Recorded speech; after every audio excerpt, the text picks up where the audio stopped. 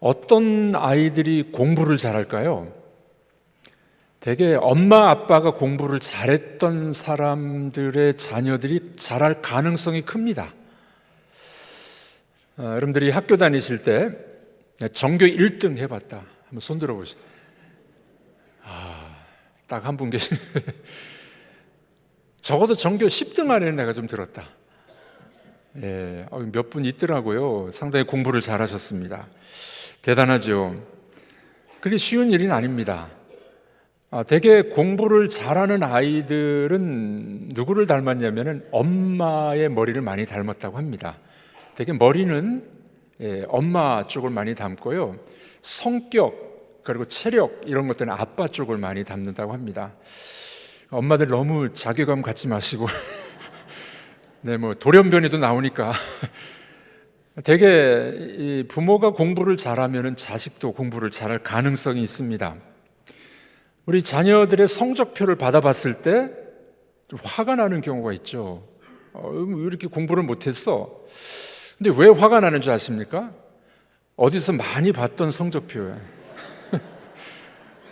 옛날에 내가 생각이 나가지고. 우리 자녀들이 공부를 좀 못할 때 너무 나무라지 마십시오. 이게 화가 올라오죠. 그런데 이제 어떻게 하겠습니까? 엄마 아빠를 닮았으니.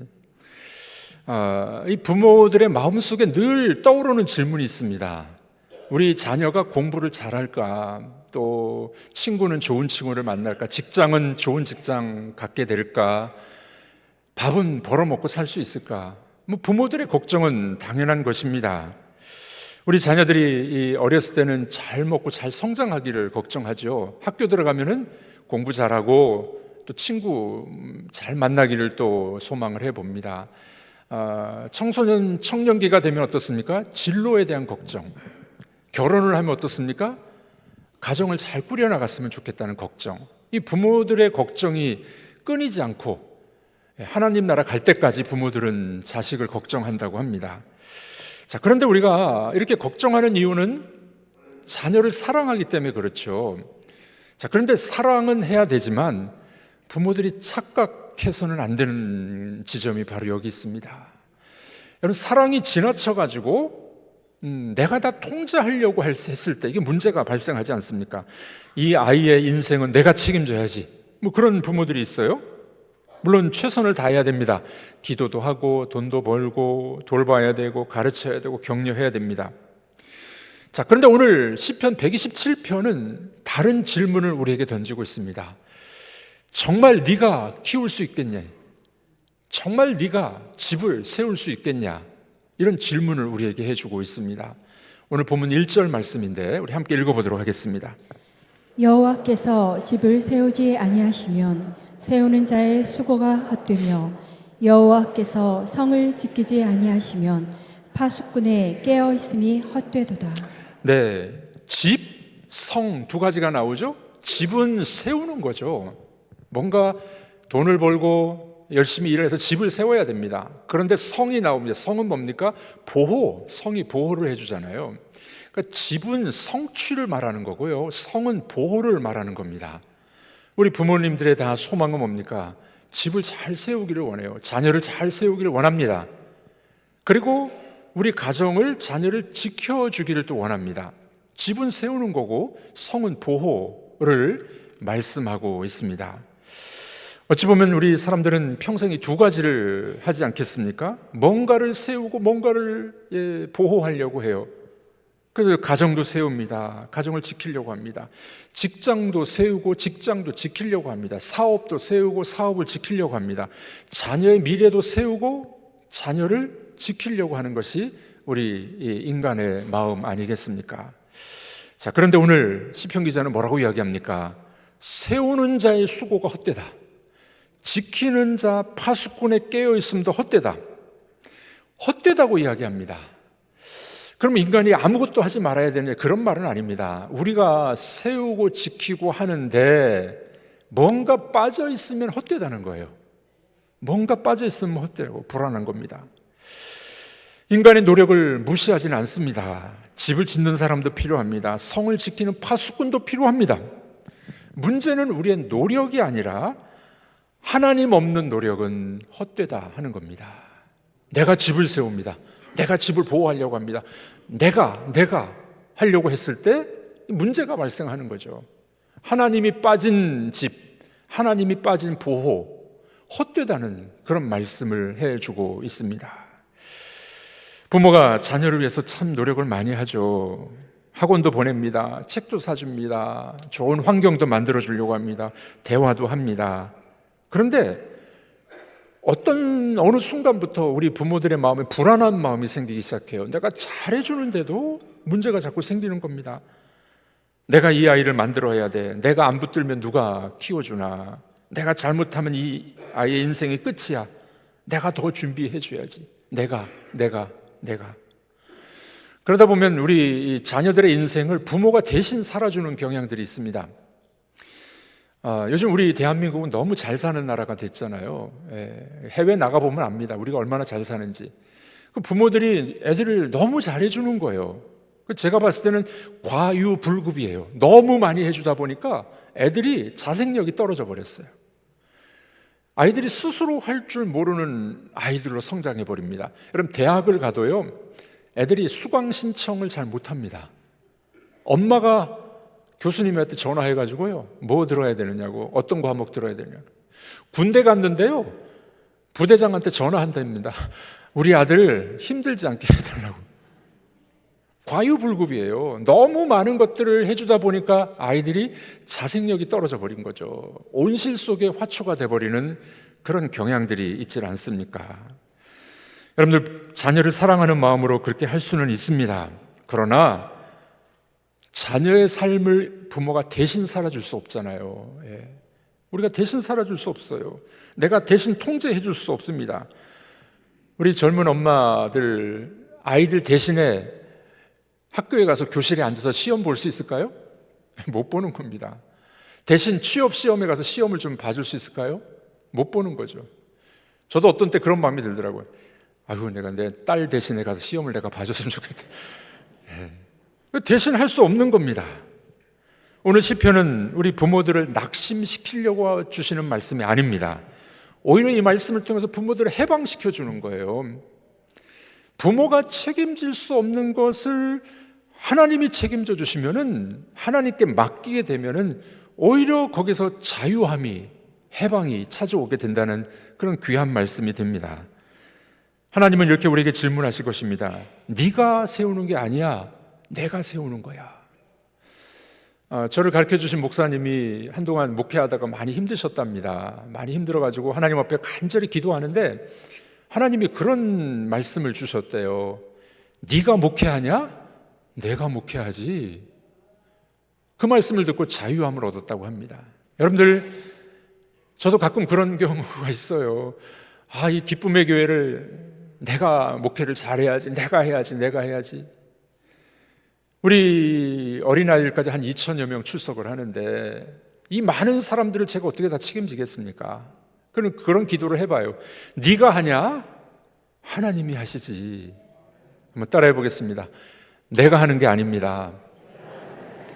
하나님이 하십니다. 오늘 말씀이 그 말씀이에요. 네가 수고하고 애쓰고 자녀를 키우지, 그런데 네가 하는 게 아니야. 하나님이 지켜주시고 보호해 주셔. 이 귀한 메시지를 우리에게 주고 있습니다. 자, 오늘 시편은 1절에서 2절을 넘어가면서 조금 더 구체적으로 나옵니다. 자녀와 가정을 누가 지키고 키우느냐, 어떻게 하시느냐, 2절 말씀이 더 구체적으로 말씀해 주고 있습니다. 우리 2절을 읽어보겠습니다. 너희가 일찍이 일어나고 늦게 누우며 수고의 떡을 먹음이 헛되도다. 그러므로 여호와께서 그의 사랑하시는 자에게는 잠을 주시는도다. 네, 우리 부모님들 얼마나 정말 절절합니까? 아침 일찍 일어납니다. 제가 새벽 기도 끝나고 한 7시 반쯤 집에 들어가는데요, 그때 이미 출근하는 사람들이 있어요. 일찍 출근합니다. 밤늦게까지 일합니다. 하루 종일 수고합니다. 밥은 먹어요. 우리 생활은 유지합니다. 그런데 마음은 쉬지 못하는 거죠. 마음은 불안한 겁니다. 아이를 위해서, 가정을 위해서 내가 새벽부터 뜁니다. 밤늦게까지 마음을 졸입니다. 돈도 벌입니다. 챙깁니다. 기도합니다. 걱정합니다. 자, 그런데 오늘 성경은 뭐라고 이야기합니까? 그 모든 수고와 걱정이 수고의 떡이야. 영어 성경은 이렇게 번역합니다. 염려의 빵이다. 빵은 먹어요. 밥은 먹는데 염려의 밥이라는, 염려의 밥. 밥은 먹는데 평안함이 없습니다. 일은 하는데 안식이 없습니다. 불안이 끝나지 않습니다. 자, 오늘 이 시편 말씀은 우리로 하여금 그럼 일하지 말라, 인간은 할 게 없어, 그 말이 아닙니다. 아무리 수고하고 아무리 힘을 써도 우리가 불안해지는 건 뭐냐? 문제가 있다는 거예요. 하나님이 개입하시지 않는 인생은 늘 불안한 겁니다. 돈을 많이 벌어도 불안하지 않습니까? 언제 어떻게 될지 모르는 걱정 속에 우리가 살아가고 있지 않습니까? 세상은 뭐라고 이야기합니까? 더 해야지, 더 열심히 해야지, 더 빨리 해야지, 더 많이 벌어야지, 주식도 더 많이 해야지. 이게 요즘 세상이 말해주는 그런 메시지입니다. 그래서 하나님 뭐라고 말씀하십니까? 그러나 내가 사랑하는 자에게는 잠을 준다. 여기 잠은요, 밤에 잠자는 잠도 의미하지만 더 중요한 게 있어요. 하나님이 쉼을 주신다는 말씀입니다. 안식을 주신다는 말씀이에요. 사랑하는 자에게 하나님이 잠을 주시는도다. 쉼을 주시고 안식을 주시는 거예요. 아무리 돈을 많이 벌어도 불안한 이유는 뭡니까? 하나님이 안식을 주시지 않으면 그렇습니다. 우리 인간은요, 그분 안에 들어가야만 진정한 안식과 쉼을 얻을 수가 있게 됩니다. 여러분, 그래서 하나님 앞에 맡기고 살아가는 여러분들의 인생이 되셨을 때 우리는 잠을 자도 하나님은 일하세요. 이 멋진 표현이죠. 우리는 하나님 믿고 잠을 자는 거예요. 하나님은 일을 하세요. 우리 가정은, 우리 자녀들은요, 잠을 자도 복을 받는 가정이 될 줄로 믿습니다. 따라해 보겠습니다. 잠을 자도 복을 받습니다. 왜요? 하나님이 일하시니까. 부모는 잠을 자도요, 우리 영적인 부모 대신 하나님은 일을 하고 계세요. 잠을 자도 복을 받는 인생이 되는 겁니다. 여러분, 우리 아이들을 차에 태우고 갈 때 어떻습니까? 우리 아이들이 피곤하면 이제 골아 떨어져요. 애들이 잠을 잡니다. 이 아이들이 잠을 잘 수 있는 이유가 뭡니까? 아빠를 믿기 때문에요. 아빠가 운전을 잘 해주고 잘 보호해 준다는 마음이, 아빠를 믿기 때문에 애들은 잠을 잡니다. 자, 그런데 우리는 하나님의 자녀이면서 우리 아빠이신 하나님이 계신데도 자꾸 핸들을 뺏는 거예요. 하나님이 운전 못 하시도록 내가 뺏는, 내가 운전해야지, 내가 잘 운전해야 돼. 하나님, 내가 해보겠습니다. 우리 밤중에 침대에 누워 있긴 있는데 내일을 걱정하는 거예요. 염려 속에 잠을 잘 못 자는 거예요. 운전을 누가 하고 있습니까? 내가 하고 있는 거예요, 내가. 여러분, 우리 인생과 우리 가정과 자녀들을 하나님 앞에 맡기고 하나님이 운전하시도록 우리 하나님이 모범 운전자가 되실 줄로 믿습니다. 그것이 믿음이에요. 자, 이런 가정에 대해서 말씀하시면서 부모의 사명을 여기 알려주고 있습니다. 부모의 중요한 사명 뭡니까? 자녀를 위해서 일하는 것뿐만이 아니라 자녀를 하나님 앞에 맡겨라. 이게 부모의 사명이에요. 우리 믿음의 사람들이 해야 될 일은 자녀를 하나님 앞에 맡기는 일을 하셔야 된다는 겁니다. 여러분들, 우리가 계획을 세우더라도 하나님 없는 계획 세우지 마십시오. 기도를 하셔야 됩니다. 그러나 기도보다 걱정이 앞서지 않도록 하셔야 됩니다. 아이들을 위해서 애를 쓰셔야 됩니다. 그러나 불안한 마음으로 우리 가정을 갉아먹지 않도록 우리는 걱정과 근심을 하나님 앞에 맡기셔야 됩니다. 자, 이런 자들에게는 하나님이 사랑하시는 자들에게 뭘 주신다고요? 잠을 주신다. 네.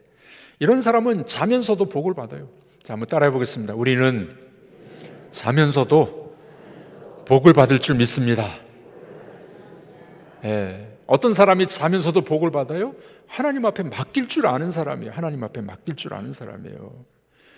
그때 비로소 우리에게 안식이 찾아오게 됩니다. 자, 그러면 어떤 분이 이렇게 질문할 겁니다. 그럼 목사님, 우리 아무것도 안 해도 되겠네요. 하나님 앞에 다 맡기고. 그건 아닙니다.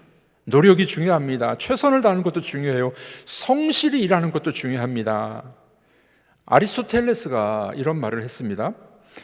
행복을 위해서는 한순간의 행운만으로는 되지 않는다. 니코마코스 윤리학이라는 책이 있는데요, 아리스토텔레스의 책입니다. 여기 이런 말이 있습니다. 제비 한 마리가 왔다고 여름이 오는 건 아니다. 그러니까 행복은 단기간에 단번에 오는 거 아니다, 이런 말입니다. 그래서 열심히 일을 하고 열심히 자녀 양육도 해야 됩니다. 그런데 세상의 법칙은 여기서 끝나요. 열심히 해야지, 꾸준히 해야지, 그래 행복해. 세상은 여기까지 말합니다. 아리스토텔레스도 여기까지 말합니다. 성경은 한 단계 더 나가죠. 최선을 다하십시오, 성실히 살아가십시오. 그러나 하나님이 개입하셔야 됩니다. 이게 성경의 논리입니다. 여러분들 그렇습니다. 시편 127편은 한 걸음 더 들어가는 겁니다. 내가 최선을 다해도 하나님이 도와주시지 않으면 헛된 일이야 라는 말씀을 해 주십니다. 여러분들, 집을 세우시는 분도 하나님이요, 집을 보호하시는 분도 하나님이심을 굳게 믿고 믿음으로 살아가는 여러분들이 되길 주님의 이름으로 축복합니다. 자, 시편 127편은 1절과 2절에 이렇게 딱 서론에 이야기하고 난 다음에 3절에 전환이 일어납니다. 이 시의 특징입니다. 보라 하면서 새로운 이야기를 여기 해주고 있습니다. 3절에서 5절을 우리 읽어보도록 하겠습니다. 보라, 자식들은 여호와의 기업이요 태의 열매는 그의 상급이로다. 젊은 자의 자식은 장사의 수중의 화살 같으니 이것이 그의 화살통에 가득한 자는 복되도다. 그들이 성문에서 그들의 원수와 담판할 때 수치를 당하지 아니하리로다. 네, 보라라는 단어는요, 시의 분위기를 전환시키는 겁니다. 하나님이 집을 세우시는데 그러면 실제로 구체적으로 어떻게 세우시느냐를 보여주는 거죠. 그 자녀 이야기가 여기 나옵니다. 자녀는 여호와의 기업이다. 기업이 뭡니까? 유산, 선물, 하나님이 주신 특권을 말하게 됩니다. 다시 말해서 자녀는 뭐냐? 내 소유가 아니라는 거예요. 누가 주셨다고요? 하나님이 우리에게 기업으로 주셨어요. 선물로 주셨어요. 내 작품도 아니고요, 내가 결혼했으니까 내가 낳았지, 내 작품이 아닙니다. 내 자존심을 채워주는 아이들도 아닙니다. 자녀는 하나님이 나에게, 우리 가정에 주신 선물입니다. 자, 우리 부모들이요, 이 관점만, 이 생각만 바꿔도요, 우리가 마음의 평안을 얻게 됩니다. 내가 키워야지, 내가 세워야지, 내가 잘 가르쳐야지. 아무리 해도요, 내 속에서 난 자식도 내 마음대로 못해요. 하나님의 선물임을 믿고 우리는 청지기 의식을 가져야 됩니다.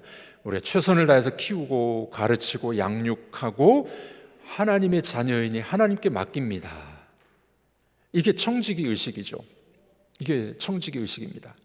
우리 한국 부모들의 좀 착각이 여기 있어요. 자녀는 내 거라고 생각하는 거예요. 그래서 참 비극적인 일이 발생하는데요, 사업이 망해가지고 이제 자살하는 가정이 있어요. 근데 이 아빠들이 잘못된 생각을 갖고 있습니다. 자식이 자기 건 줄 알고 누구부터 죽이냐면 자식부터 죽여요. 그리고 아내 죽이고 지는 안 죽어. 자기는 힘들어서 살아나는 경우가 있어요. 왜 그렇습니까? 자식을 자기 거라고 생각하는 거예요. 성경은 그렇게 말씀하고 있지 않습니다. 하나님이 주신 선물이니 하나님의 기업이다라고 생각을 가지셔야 된다는 겁니다. 그때 부모들이 여기서 자유를 얻게 됩니다.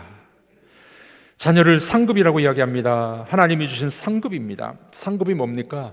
열매잖아요, 열매. 여러분, 농부가 겨울에 봄철에 준비를 많이 합니다. 가지치기 합니다. 거름도 비료도 줍니다. 여러 가지 준비를 많이 해요. 그러면 열매가 나오게 되지 않습니까? 마찬가지입니다. 자녀의 양육도 기도가 필요하고 훈련이 필요하고 대화가 필요하고 눈물이 필요합니다. 부모들이 씨를 뿌리고 자녀들을 잘 양육하게 되면 하나님이 열매를 주신다는 거예요. 기업의 열매를 주신다는 겁니다. 그러니 부모의 사랑의 수고는 헛되지 않습니다. 그러나 중요한 것은 부모가 최선을 다해서 키우게 되지만은 하나님의 섭리와 간섭하심, 은혜가 필요하다. 우리 한번 따라해 보겠습니다. 주여 은혜를 주시옵소서. 우리 자녀에게 은혜를 주시옵소서. 저도 새 아이를 낳아서 키우고 있는데요. 우리 아이들이 좀 느려요. 그래서 제가 그런 이야기 합니다. 느려도 좋다. 속은 좀 터지지만. 너희들은 대기만성이다. 대기만성. 여러분들 느려도 하나님 앞에 맡기는 인생이 되면은요, 하나님을 신뢰하기 때문에 반드시 우리 하나님이 책임져 주실 줄을 믿는 것입니다. 그래서 자녀를 상급이라고 말하고 또 하나님이 주신 열매가 있다라는 걸 여러분들 꼭 기억하셨으면 좋겠습니다. 자, 여기 오늘 시에 아주 절정이 그 다음에 나옵니다. 하나님의 기업이요 열매가 있다라고 말하고 난 다음에 절정이 여기 있어요. 그것은 이 자녀를 화살통에 있는 화살로 비유하는 이야기입니다. 장사의 수중에 있는 화살이다. 여러분, 화살은 장식품이 아닙니다. 그렇죠? 화살은 시위에 당겨서 쏘아야 됩니다. 날아가야 돼요. 화살통에 평생 꽂혀 있으라는 것이 아닙니다. 화살을 잘 다듬고 조준하고 세상 속으로 쏘아 보내는 것, 이게 화살의 특징이 아니겠습니까? 부모의 역할이 바로 그겁니다.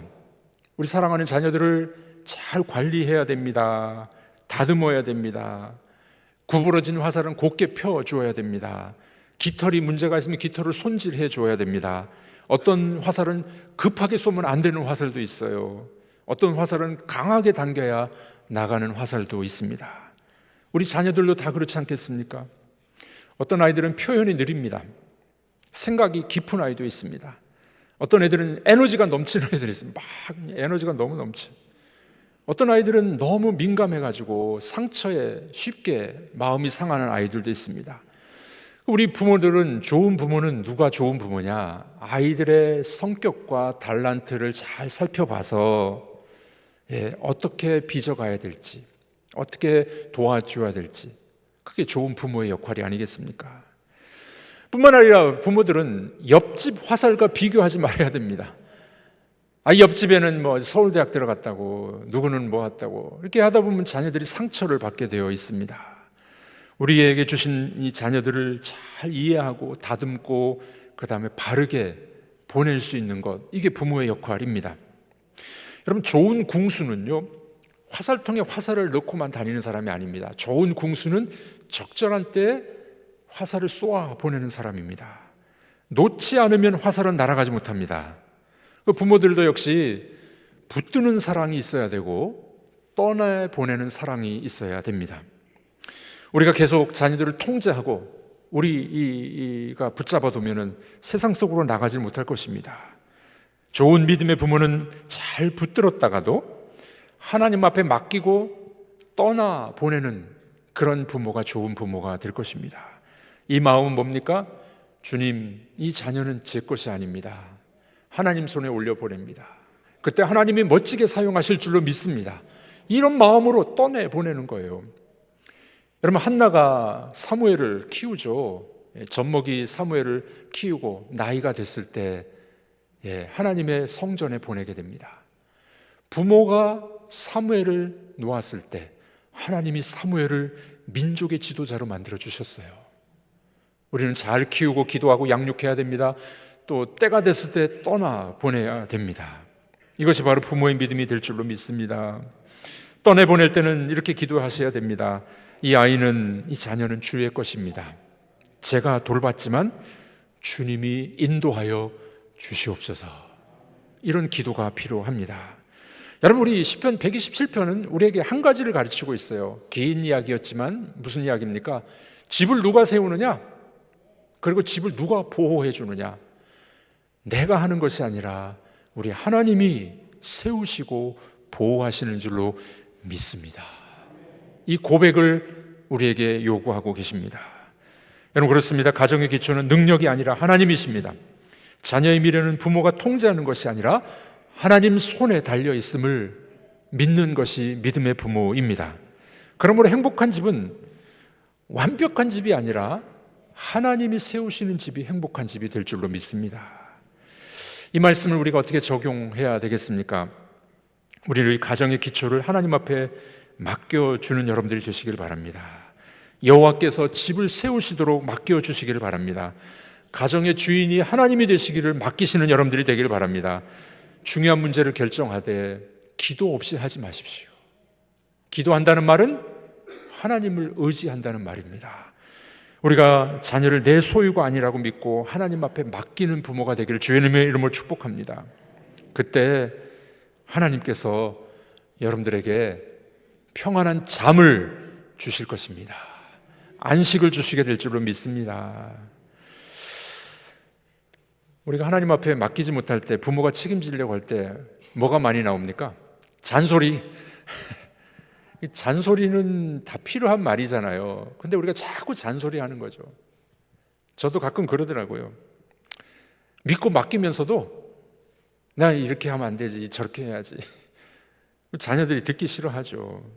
우리 잔소리보다 축복의 말을 많이 하는 우리가 되기를 주님의 이름으로 축복합니다.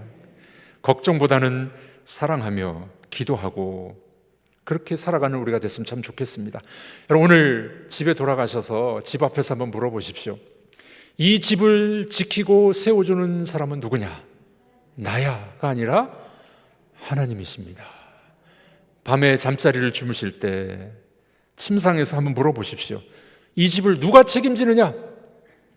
하나님이 책임져 주십니다. 고백하고 잠자리에 드시기를 바랍니다. 여러분들의 자녀들의 미래 앞에 물어보십시오. 누가 이 아이를 책임져 주느냐? 내가 아니라 하나님이십니다. 고백하는 여러분들이 되길 주님의 이름으로 축복합니다. 그 유명했던 아브라함 링컨 대통령이 어느 날 이런 유명한 이야기를 했습니다. 나는 어머니로부터 내가 가진 모든 것을 받았습니다. 이 링컨의 어머니는 링컨이 9살 때 돌아가십니다. 근데 링컨에게 준 중요한 유산이 하나 있어요.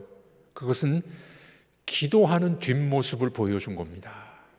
그리고 성경책을 물려줬어요.